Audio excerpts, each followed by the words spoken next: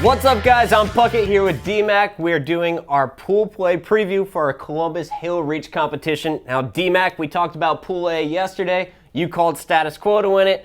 I went out on a limb. I'm calling Dynasty to come out of Pool A, but now it's time to talk about Pool B. Pretty exciting pool here. We have Impact, our runners-up at Dallas. They lose Neighbor, but they pick up APG, looking very strong, very aggressive lineup here. Then you have Swagger Like Us. They drop Dursky. They pick up Soldier 187.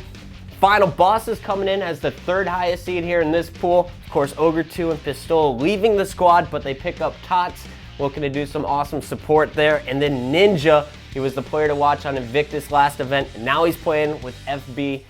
Gonna be a sweet tournament for him. And then the final team here, Severance, is coming in with the 15th seed. Let's start from the bottom with our 15th seed. It's Severance. Not a lot of people know about these guys. Tell me, who are they? Well, here's a team of 4 individually talented players, Puckett. That's why they've been able to get to that pro status, because all 4 of them are very skilled. You've seen Prototype P. Tizype. He was in our Big Flex free-for-all. He was very good when he played there. And now you have Kiki, Gabriel, Monix. All of them have played well in the past. Gaba, he went positive 38. That's Gabriel, the last event. All 4 players, individually talented, KK coming from the Combine, so they deserve to be here, and they're a team on the rise. All right, no one's expecting them to do much. They're the bottom team in the pool, so we're not going to put them too high on our standards, but I think the player to watch here is definitely P. Tizype. In that big FFA, he had the best shot out of any of the players. He knows when to back down. He knows when to charge out. He's the player to watch from this team. But let's move on and talk about Final Boss. Final Boss taking a huge hit here. They lose Pistol, who went absolutely nuts in Dallas. He was going off. And then, of course, they lose the winningest player of all time in Ogre 2. But they make some decent pickups here. Todds joins the team. Todds had a rough tournament, but we've seen what he can do in the past. But I guess the biggest pickup for them is definitely going to be Ninja for this tournament. But have they made decent pickups, Puckett? That's really the question. When you look at Ninja and Todds, Ninja didn't really play well in Dallas, going negative 31 overall. There was a lot higher as far as expectations go for him. And then Todds, he played so poorly that they took him off the leaderboard, going negative 114 overall. I love the kid, but I do believe that they need to put more time into this game. They haven't been practicing as a squad online either.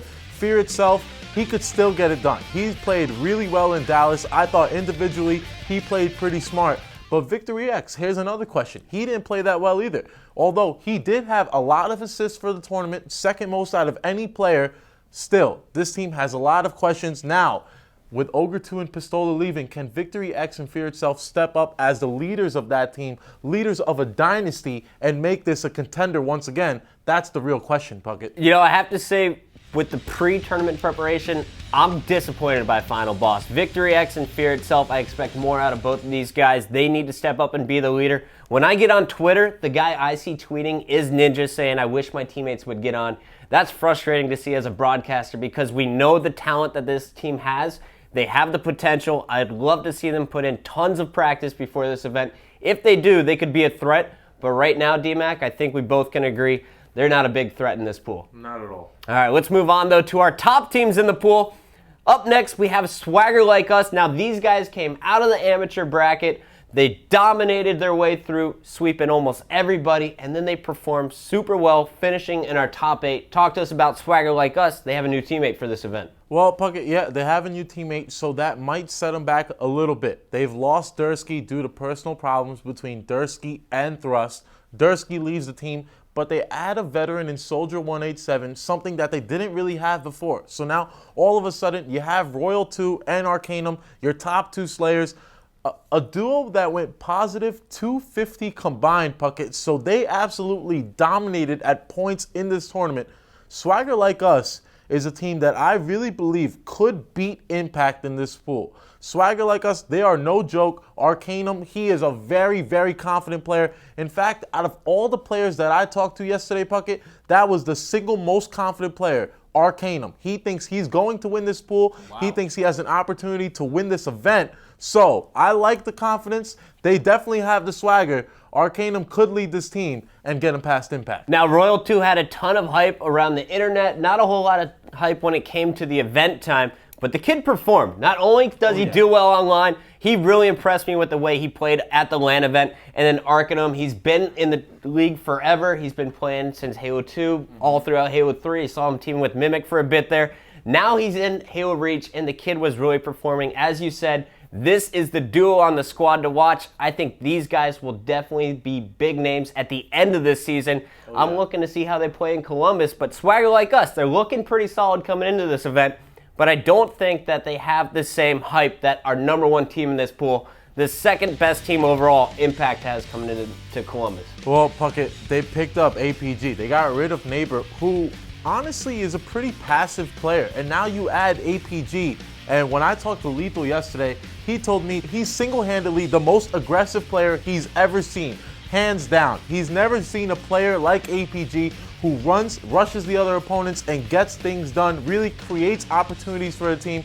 And now Lethal's happy about it because he gets to pick up the sniper. So Impact, they're totally reinvented. It's a new squad. I think they're going to be good. But like I said, Swagger like us seems to be a very dangerous 7 seed. It could go the other way. Absolutely. But talking about Impact here, very happy with the way these guys performed. They came out hot. They took down Final Boss, the number 1 seed, in the very first match of the entire tournament.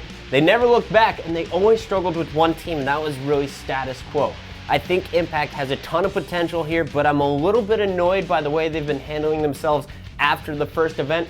Seems like they're a little bit cocky, a little bit less driven than they were in Dallas. Maybe that was just for the first few weeks after the tournament. I hope they get back to preparing the way they did for Dallas.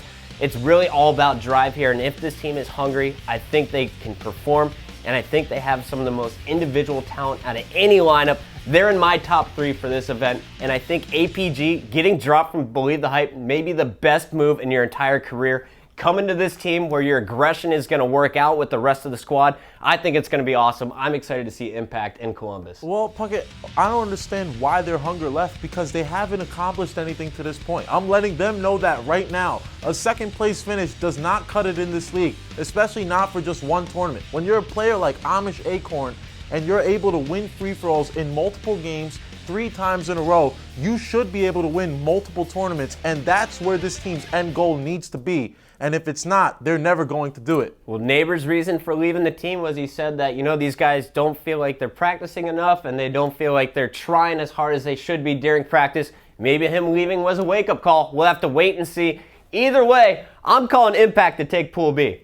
Well, I'm going to have to go with SLU. I'm going to go with the upset, all right? And the only reason is SLU has been practicing more often. They really want it. I see the hunger out of Arcanum and the rest of the team. I think it's going to happen. That phone call with Arcanum really gave you some confidence. It changed my opinion.